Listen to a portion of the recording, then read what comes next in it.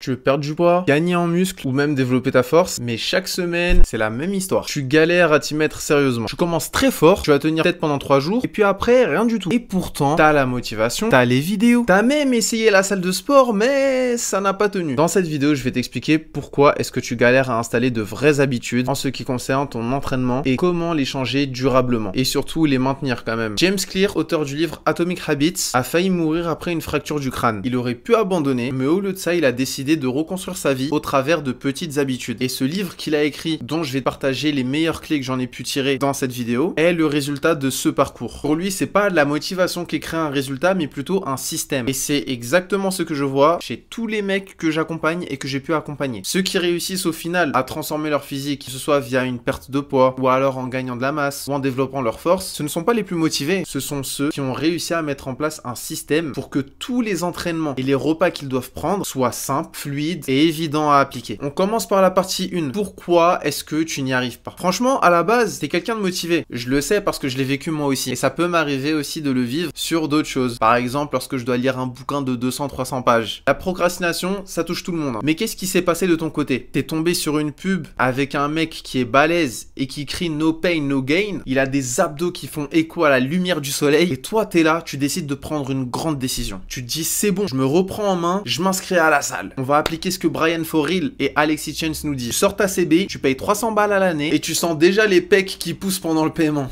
T'es chaud, t'es bouillant, mais surtout, t'es ultra naïf. Parce que ce que personne va te dire, c'est que la salle, c'est pas juste soulever de la fonte, c'est un combat quotidien contre la flemme. Et c'est le cas même si tu t'entraînes au poids du corps ou même si tu t'entraînes en extérieur avec le street workout. Mais en ce qui concerne la salle, il y a le bus, les bouchons, les machines prises par des Thibaut InShape en claquettes chaussettes. Et la réalité d'un gars qui va à la salle, elle se constitue en 4 étapes. La première, tu dois faire ton sac. Déjà, tu perds 15 minutes à chercher ta gourde, ton paddle, tes écouteurs, ton short Nike qui fait zzz quand tu marches, mais que t'aimes bien parce que ça te fait des jambes de footballeur. Étape 2, t'as le trajet, donc 30 minutes de bus bondé avec un mec qui écoute du Jul sans les écouteurs, ou 30 minutes de voiture où tu ne trouves jamais de place devant la salle. Du coup, tu finis par faire 3 tours de rond-point comme si t'étais dans Mario Kart. Étape 3, t'es enfin arrivé à la salle. Tu te motives, mais t'as un mec qui monopolise la machine à pec depuis 2003. Tu t'approches de lui, tu lui dis, frérot, est-ce que t'as bientôt fini? Il te répond encore 4 séries stop. Mais t'as l'impression qu'il parle en semaine. Étape 4, le retour. T'es KO, t'as oublié ta serviette,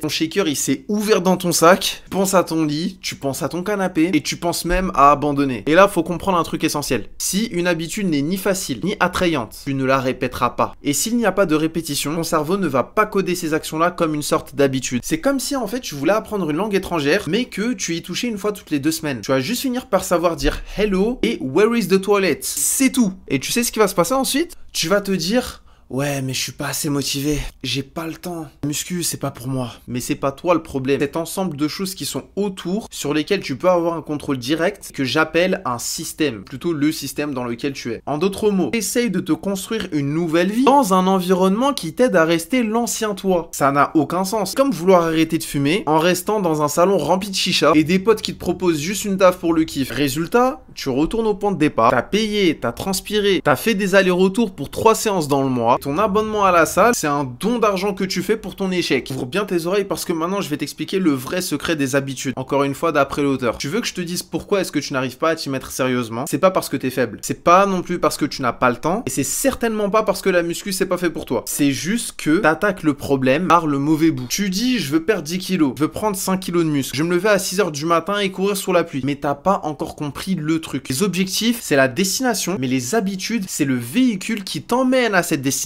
Et toi, t'essayes de rêver de la plage sans apprendre à ramer. Regarde bien, il y a 3 niveaux de changement. Numéro 1, les résultats. Ce que les gens disent en général, c'est je veux un corps de rêve. Numéro 2, les actions. Traduction, je vais faire du sport. Et en 3e point, il y a ce qu'on appelle l'identité. En d'autres termes, tu te répètes que tu es un mec discipliné ou que tu es un sportif. Mais la plupart des gens, en fait, essayent de changer leurs actions sans jamais comprendre et encore moins tenter de changer leur identité. Et ça, frérot, c'est comme vouloir faire le ramadan tout en te disant au fond de toi, bon, je vais me brosser les dents, mais mais si jamais il y a une goutte d'eau qui traverse ma gorge, c'est pas grave. Astaghfirullah, frérot. Tu veux changer? Commence par te dire des phrases du genre, je suis un mec qui prend soin de lui, je suis un homme discipliné, je suis activement en train de faire tout mon possible pour obtenir le physique de mes rêves. Et chaque fois que tu vas répéter une bonne habitude, même si elle est petite, c'est un vote de plus pour ce nouveau toi. Tu fais 10 pompes, un vote. Tu choisis de l'eau au lieu de prendre un Coca-Cola, un vote supplémentaire. T'es pas sur Insta jusqu'à 2h du matin, encore un vote. Dans l'hypothèse où dans ta tête t'es plusieurs et qu'il faut se concerter pour définir une direction à suivre. Faut savoir que c'est pas un grand coup qui va te transformer, c'est les petits coups répétés. Même le bambou, il pousse pas d'un coup. Il pousse sous la terre pendant 5 ans, puis en 6 semaines, il explose vers le ciel. Considère que t'es exactement comme ça. Faut juste que tu restes en vie, ou du moins que tu maintiennes en vie ces habitudes-là, pour voir l'explosion et le changement radical qui vient tout d'un coup. Si t'as compris ce principe-là, j'aimerais qu'on passe aux 4 lois pour une habitude qui tient. Maintenant que t'as compris que c'est pas une question seulement de volonté, plutôt une question de système que tu mets en place, je tiens à t'informer que ce système tient en 4 lois. Pas 14, pas 40, il y en a seulement 4, ok? La première loi, c'est de rendre l'habitude que tu veux avoir hyper évidente. Je t'explique. Si tu dois fouiller ton armoire comme une fouine pour trouver ton short de sport, si ton tapis d'entraînement est coincé derrière l'aspirateur, lui-même coincé derrière ta flemme, chef, tu finiras par ne plus jamais t'entraîner. Voici ce que je te recommande. Pose ton tapis au sol avant de dormir, si tu t'entraînes à la maison. Ta tenue, tu l'accroches sur la porte ou tu la mets quelque part en évidence pour avoir juste à la prendre et l'enfiler. Et si tu as une barre de traction chez toi, fixe-la dans l'encadrement de ta chambre. Comme ça, quand tu te lèveras, il n'y aura pas de débat possible avec ton cerveau. Tu verras l'équipement et cette image va donner à ton cerveau et à ton corps l'instruction précise qu'il faudra faire des tractions et qu'il n'y a pas d'excuse. Il faut que ton environnement bosse pour toi, pas contre toi. Deuxième loi, rend l'habitude attractive. Je pense que les mecs qui kiffent s'entraîner le matin sont nés sous protéines et stéroïdes. C'est juste qu'ils sont hyper addicts et que l'idée même de se faire un entraînement le matin, ça leur donne envie. Je le sais parce que c'est mon cas. Et c'est le cas de la plupart de mes potes aussi. Je vais te donner un exemple. Tu veux faire 15 minutes de gainage chaque jour. Fais-le en écoutant un podcast de motivation par exemple. Ou même une musique drill ou en regardant un animé si tu veux, y a pas de problème. Ce que je te conseille de faire en fait, de dire à ton cerveau, écoute mon pote, t'as le droit de regarder la dernière saison de Solo Leveling